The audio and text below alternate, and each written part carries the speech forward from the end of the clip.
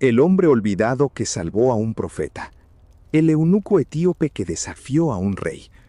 El africano cuyo nombre fue borrado de los sermones durante siglos. Esta es la historia de Ebed-Melech. Corría el año 587 a.C.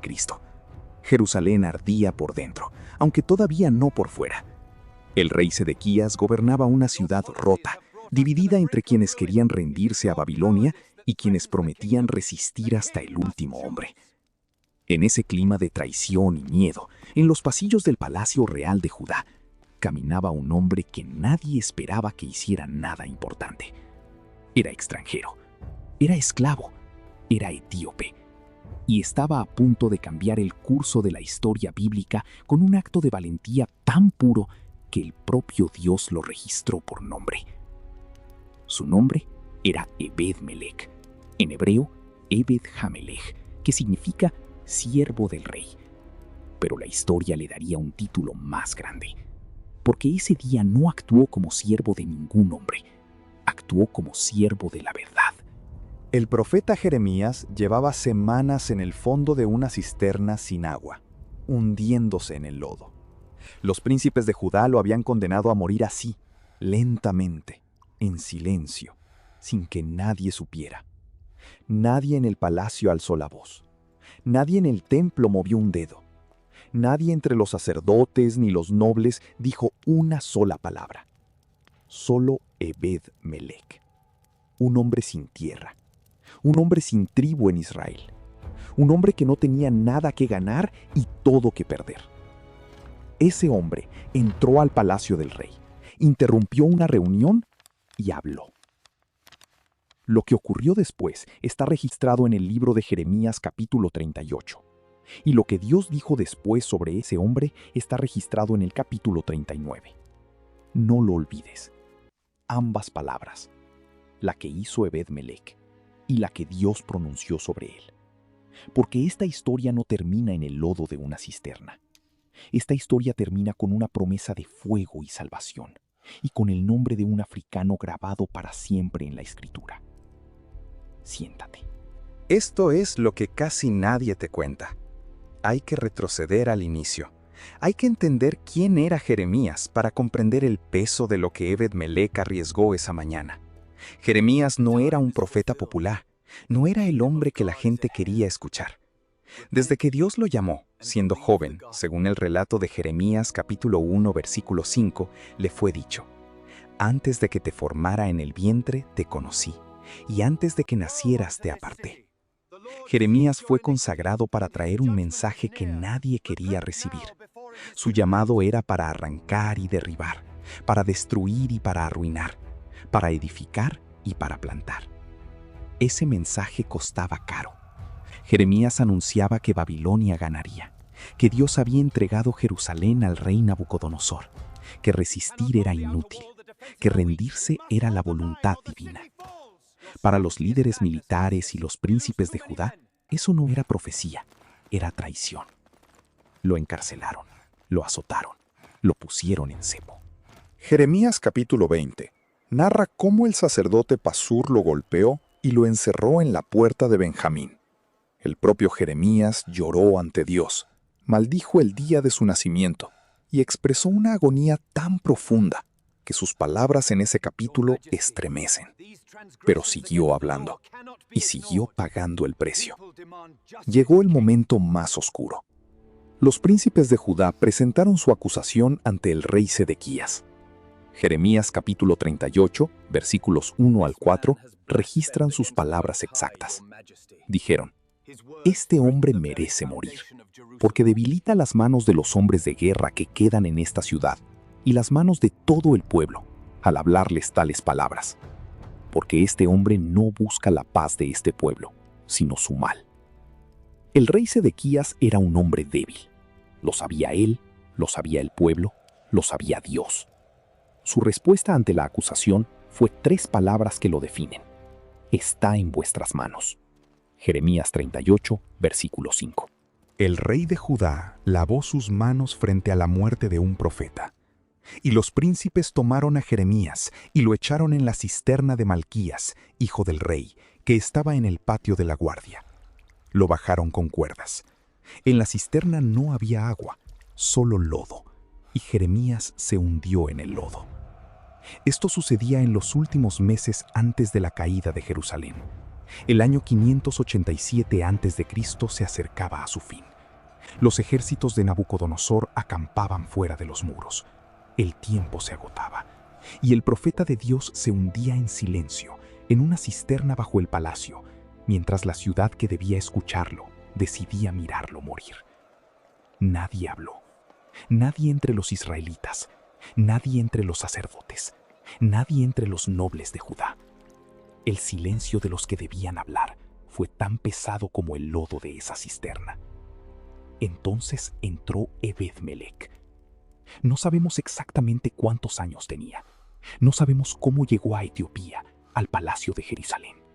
Sabemos que era cusita, que es el término hebreo para etíope, para los pueblos del sur de Egipto, la región del antiguo reino de Kush que se extendía por lo que hoy es Sudán y el norte de Etiopía. Sabemos que era eunuco del rey, un cargo que en la corte antigua del cercano oriente significaba que era un funcionario de confianza dentro del palacio, alguien cercano al rey, pero sin los derechos ni el poder de un noble. Era extranjero en una ciudad al borde de la destrucción. Era esclavo en un sentido amplio. No tenía hijos, no tenía heredad en Israel. No tenía nada que heredar ni nada que proteger. Tenía todo por perder y nada visible que ganar. Y ese hombre en particular, fue el único que decidió actuar. Jeremías capítulo 38, versículos 7 al 9 narran lo que pasó. Ebed-Melec oyó lo que habían hecho con Jeremías. El rey estaba sentado a la puerta de Benjamín. Ebed-Melec salió del palacio, fue al rey, le habló directamente. Le dijo: Rey, señor mío, mal hicieron estos hombres en todo lo que hicieron con el profeta Jeremías, al cual echaron en la cisterna.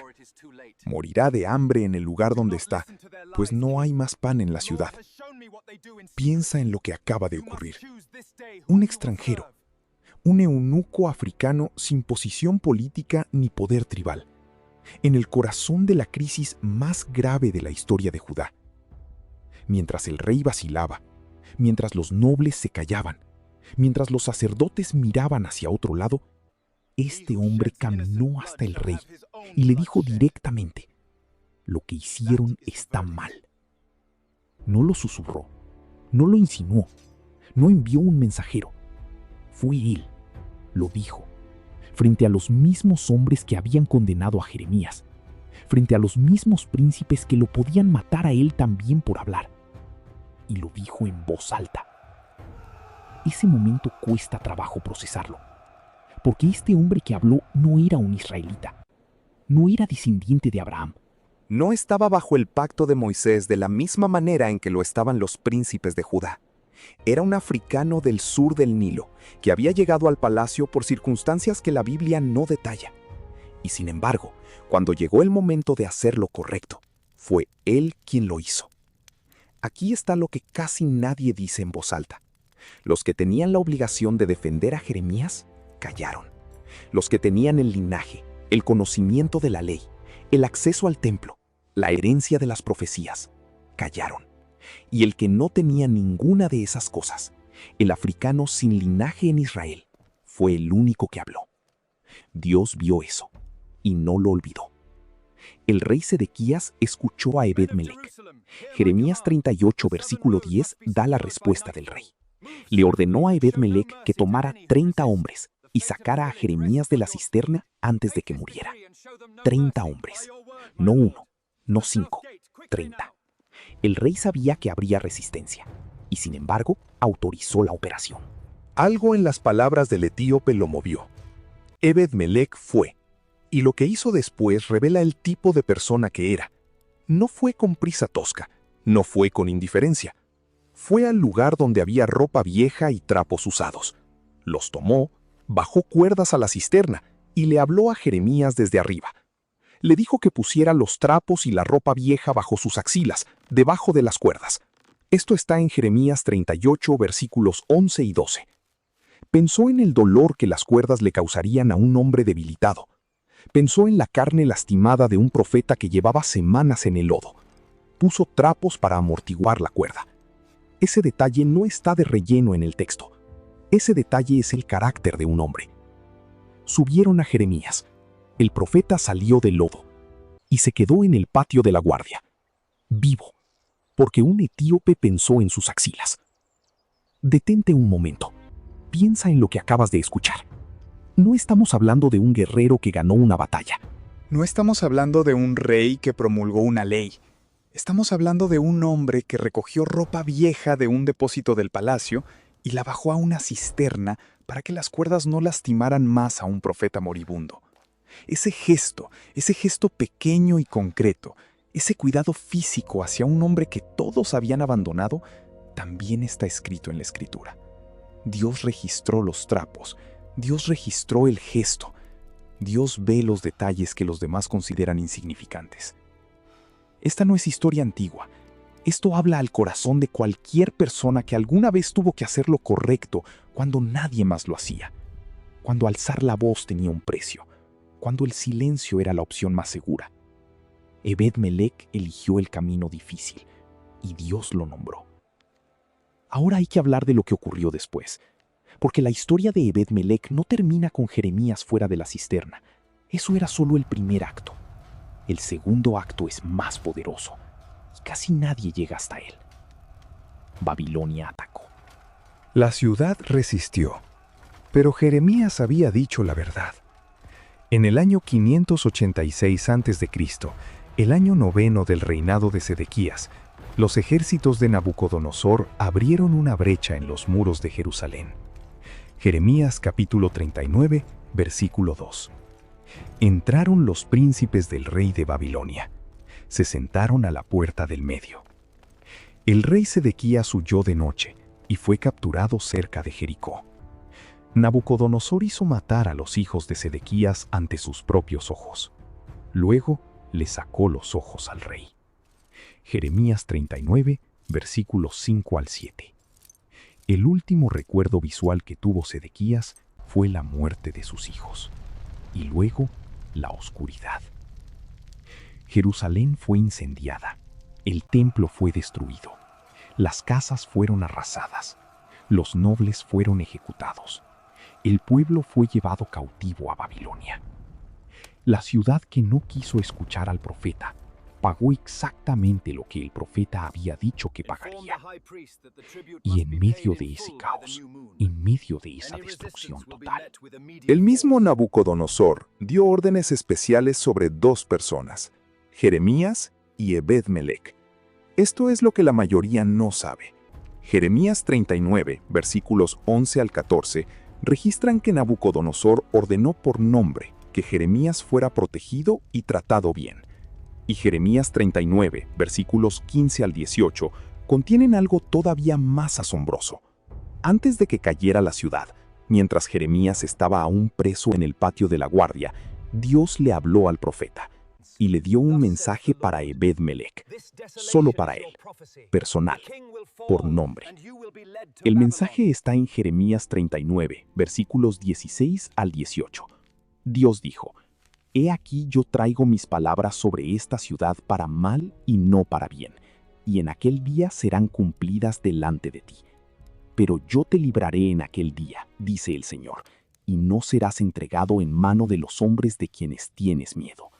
Porque ciertamente te libraré, y no caerás a espada, sino que tu vida te será por botín, porque confiaste en mí, dice el Señor».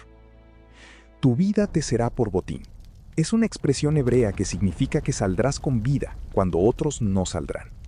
La ciudad caerá, el templo arderá, los nobles morirán, pero tú vivirás. No porque seas israelita, no porque tengas poder o riqueza, sino porque confiaste en mí. Dios justificó a Ebed-Melech por la fe, por la confianza, por el acto de valentía que nació de esa confianza. No por su origen, no por su linaje, no por su estatus, por lo que hizo cuando nadie más hizo nada. Hay algo que los historiadores y teólogos señalan sobre este pasaje. La frase que Dios usa, porque confiaste en mí, Es la misma clase de lenguaje que se usa en el Antiguo Testamento para describir la fe de los patriarcas. La misma estructura, el mismo fundamento. Ebed-Melec no era israelita, era etíope, y Dios habló sobre él en los mismos términos que habló sobre la fe de Abraham. Esto no es una coincidencia textual, es una declaración teológica. Si en este momento estás viendo este video desde algún lugar de África, desde América Latina, desde el Caribe, desde cualquier lugar donde te hayan hecho creer que la fe bíblica era un asunto de otras culturas y otros pueblos, quiero que te detengas aquí. Comenta abajo desde dónde estás viendo esto. Escribe el nombre de tu ciudad, de tu país, de tu comunidad, porque esta historia es tuya también. Ebed-Melec, el africano, está en la escritura no como nota al pie. Está en la escritura como hombre que recibió una promesa directa de Dios.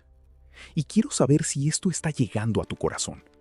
Comparte este video con alguien que necesita escuchar que su historia también está en la Biblia. Ahora, hablemos de lo que la historia de Ebed-Melec revela sobre el carácter de Dios. Porque hay al menos 3 verdades que este relato establece con fuerza y que la enseñanza convencional muchas veces pasa por alto.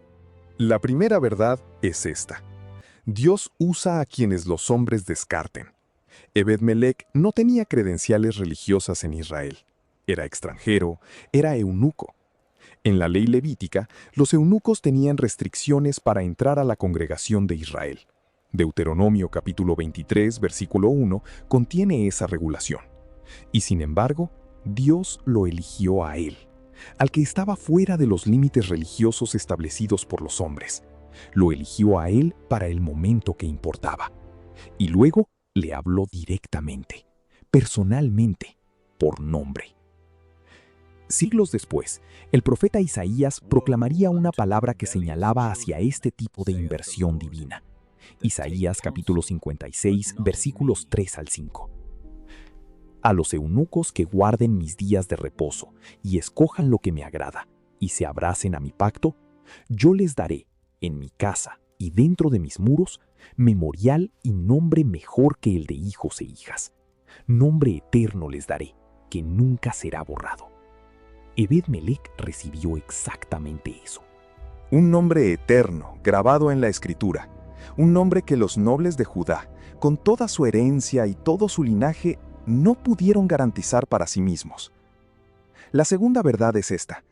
El silencio de los que tienen privilegio espiritual tiene un costo enorme.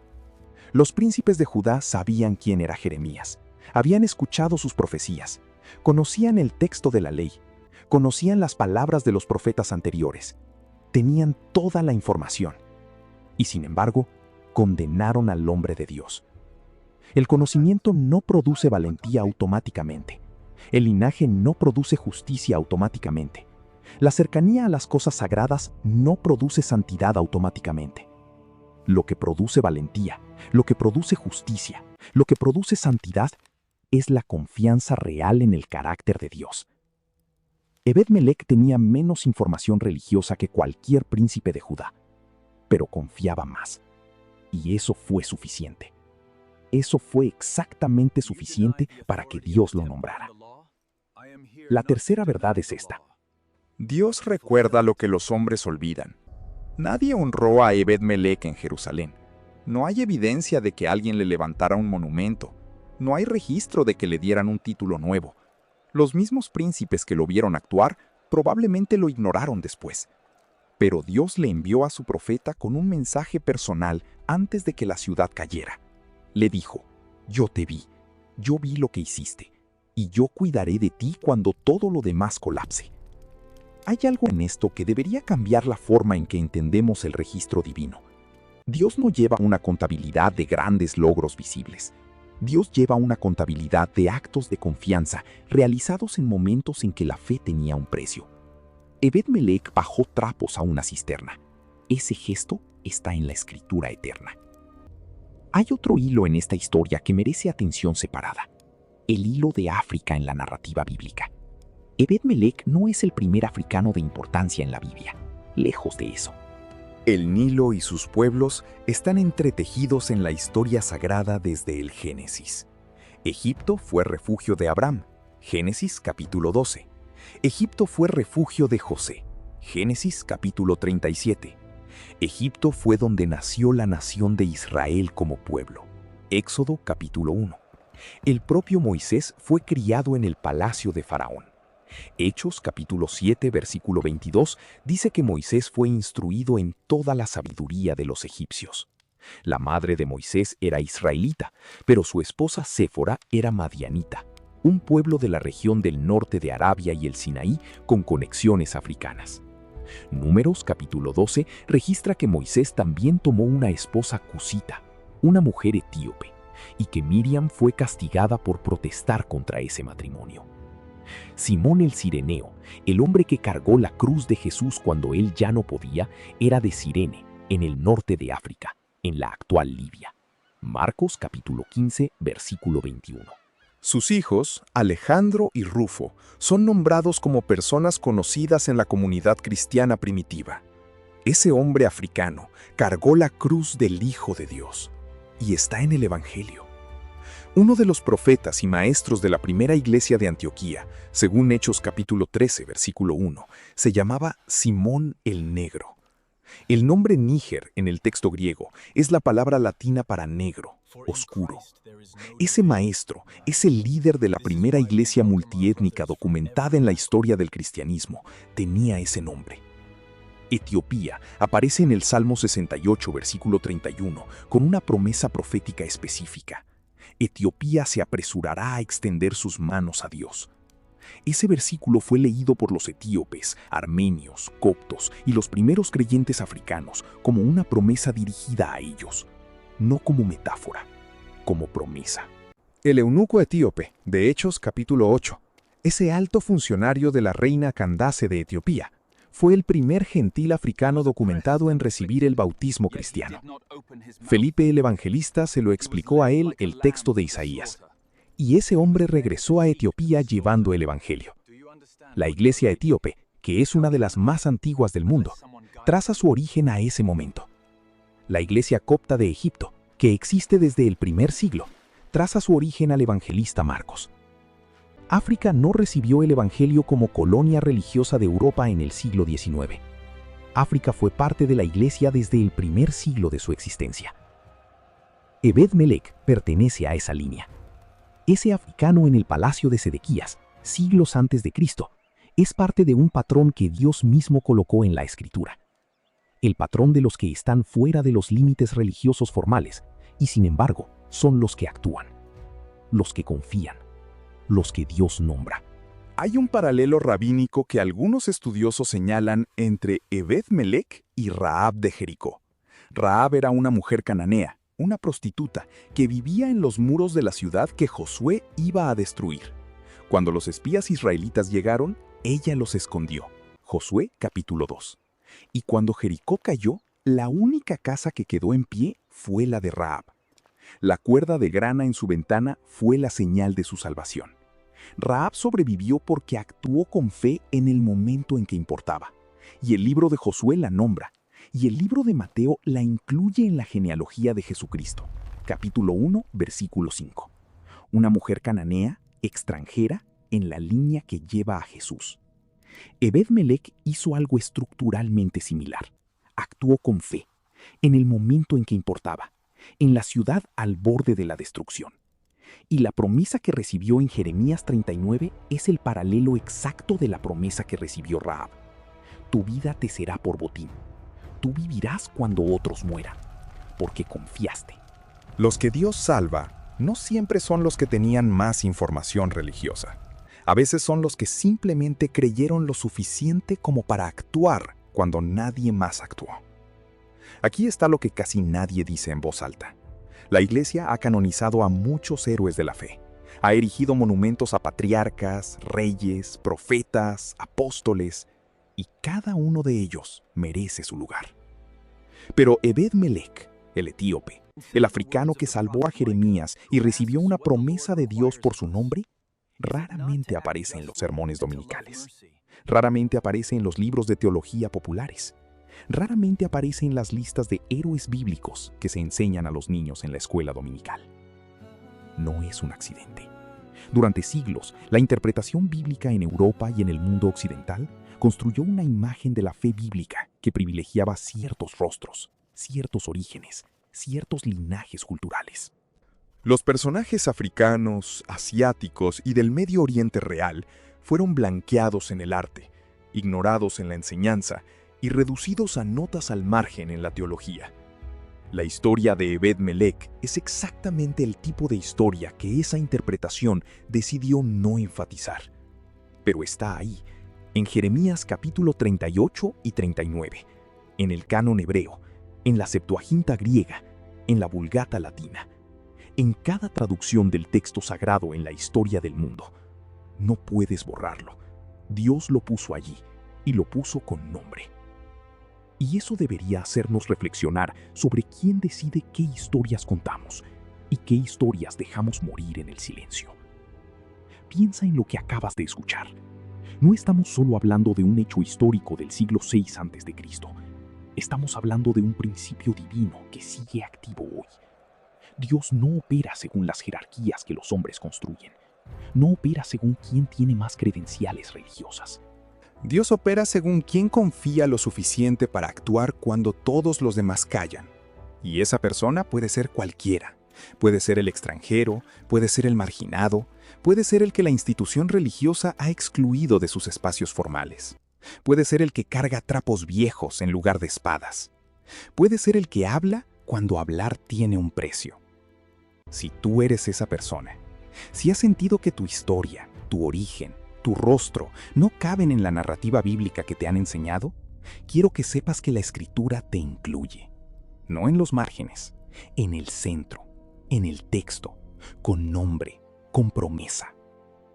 Ebed-Melech, el siervo del rey, el etíope en el palacio de Judá, el hombre que bajó trapos a una cisterna, el hombre que recibió la promesa de Dios antes de que la ciudad cayera. Su nombre sobrevivió a Jerusalén. Su nombre sobrevivió al exilio babilónico. Su nombre sobrevivió a siglos de silencio institucional. Está aquí, esta noche, siendo proclamado de nuevo. Hay una última dimensión de esta historia que no debemos ignorar, la dimensión profética. Porque la historia de Ebed-Melech no es solo un episodio moral, es un episodio que señala hacia algo más grande. Jeremías era el profeta condenado por los líderes religiosos de su propio pueblo, un hombre de Dios rechazado por los que debían haberlo reconocido, lanzado al fondo de una cisterna para morir en el olvido. Y fue sacado de esa cisterna por alguien inesperado, alguien de fuera.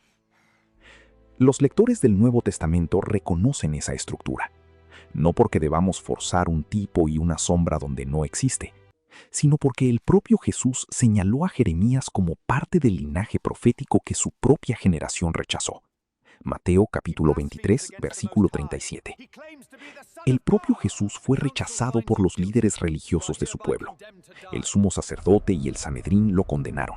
Sus propios discípulos huyeron, y fue un soldado romano el que reconoció en voz alta, al pie de la cruz, verdaderamente este hombre era hijo de Dios. Marcos capítulo 15, versículo 39. El de afuera que ve lo que el de adentro rechaza. El extranjero que actúa cuando el religioso calla. Ese patrón recorre la escritura de Génesis a Apocalipsis, y Ebed-Melech es uno de sus rostros más poderosos. También hay que mencionar algo que el texto bíblico insinúa y que los historiadores del periodo babilónico confirman. La presencia de funcionarios extranjeros en la corte de Judá no era inusual. El comercio y la diplomacia entre el corredor levantino, Egipto, Cush y los reinos mesopotámicos eran una realidad constante. Hay tablillas cuneiformes del periodo neobabilónico, incluyendo el famoso texto conocido como las tablillas de raciones de Babilonia, que registran la presencia de trabajadores y funcionarios de diversas etnias en el contexto del periodo del exilio. La presencia de un etíope en el palacio de Sedequías es históricamente coherente. No es un elemento fantástico, es un detalle histórico preciso. Además, los textos de la iglesia etíope primitiva, particularmente el Kebra Nagast, el libro de la gloria de los reyes, conservan una tradición profunda de conexión entre Etiopía y Jerusalén. Esa tradición comienza con la reina de Saba, cuya visita a Salomón está en Primeros Reyes capítulo 10, y continúa a través de generaciones. Ebed-Melech puede ser visto dentro de ese hilo más largo de conexión entre el reino de Cush y el pueblo de la Alianza, no como dato periférico, como parte de una historia de vínculos que Dios mismo tejió en el tiempo. Llegamos al final, y quiero hablar contigo directamente. ¿Has escuchado la historia de un hombre que nadie recuerda, pero que Dios nunca olvidó? Un hombre que actuó cuando todos callaron. Un hombre que descendió a salvar a quien estaba en el lodo. Un hombre a quien Dios llamó por nombre y prometió proteger cuando la ciudad cayera. La ciudad cayó. El templo ardió. Los príncipes fueron ejecutados. Los nobles fueron llevados cautivos. Y Ebed-Melech, el etíope, sin tribu ni herencia en Israel, salió con vida, porque confió en Dios. Esa es tu herencia también. No porque seas de una etnia particular, no porque tengas el apellido correcto, ni el origen correcto, ni el idioma correcto, sino porque la Escritura declara que Dios no hace acepción de personas. Hechos capítulo 10, versículo 34. Sino que en toda nación, el que le teme y hace lo justo, le es acepto. Ebed-Melech te enseña algo que ningún sistema religioso puede enseñarte de otra manera. El valor que Dios recompensa no es el valor que viene del poder, es el valor que viene de la confianza. No el gesto grandioso frente a multitudes, el gesto honesto frente al momento que importa. Los trapos viejos, la cuerda, la voz que habla cuando hablar tiene un precio. Tú puedes ser ese hombre. Tú puedes ser esa mujer. No necesitas linaje, no necesitas posición. Necesitas la confianza que actúa. Si este video llegó hasta ti hoy, no fue por accidente. Compártelo con alguien que necesita saber que su historia también está en la Biblia. Compártelo con alguien que ha sido excluido de los espacios religiosos formales y que necesita recordar que Dios lo ve. Suscríbete a este canal si quieres seguir descubriendo las historias poderosas que la Biblia guarda y que casi nadie cuenta.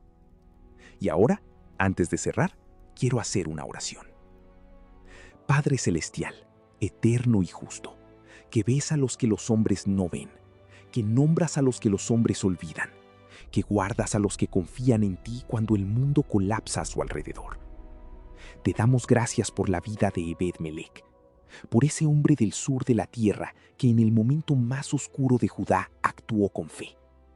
Que el recuerdo de su valentía encienda algo en el corazón de cada persona que ha escuchado esta historia. Que los que han sido excluidos sepan que tu casa tiene espacio para ellos. Que los que han callado encuentren la voz que nace de confiar en ti.